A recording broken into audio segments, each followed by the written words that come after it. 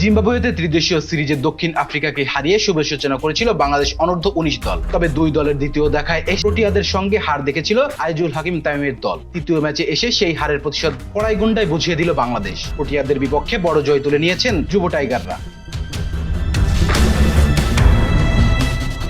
গতকাল বুধবার প্রথমে ব্যাট করতে নেমে 37 ওভার 2 বলে 147 রানে গুটিয়ে যায় দক্ষিণ আফ্রিকার অনূর্ধ্ব 19 দল। রান তাড়ায় নেমে 29 ওভার 3 বলে 5 উইকেট হাতে রেখেই লক্ষ্যে পৌঁছে যায় বাংলাদেশ অনূর্ধ্ব 19 দল। 5 উইকেটের বড় ব্যবধানে জয় পায় বাংলাদেশ। লক্ষ্যে তাড়ায় নেমে শুরুটা ভালো হয়নি বাংলাদেশের। মাত্র 12 রানেই ভেঙে যায় উদ্বোধনী জুটি। প্রথম 2 ম্যাচে রান করা জাওয়াদ আবরার এবার ফেরেন 9 বলে 3 রান করে।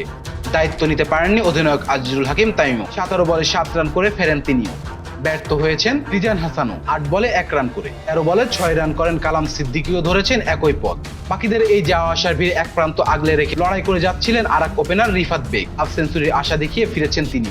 46 বলে 43 রানের ইনিংস খেলে রানের চাকা সচল রেখেছিলেন তিনি। রিফাত বিদায় নিলে দলের হাল ধরেন মোহাম্মদ আব্দুল্লাহ আর সামিউর বশিদ রাতুল। আগের 2 ম্যাচে ব্যাট হাতে রান না পাওয়া এই দুই ব্যাটার দলের গুরুত্বপূর্ণ সময়ে জ্বলে ওঠেন। বাকিদের মন্থর ব্যাটিং এর বিপরীতে অগ্রসর ব্যাটিং করেন রাতুল। তুলে নেন হাফ সেঞ্চুরিও।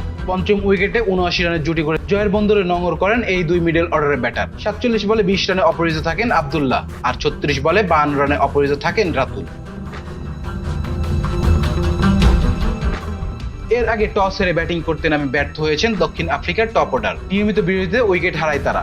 মাত্র 45 রানের মধ্যে 5 উইকেট হারিয়ে অল্প রানের মধ্যেই গুটিয়ে যাওয়ার আশঙ্কায় পড়ে প্রোটিয়ারা। তবে প্রতিরোধ গড়ে তোলে মিডল অর্ডারের ব্যাটাররা। Rezan Islam, B sports. Please subscribe our channel to get more information about Sports World.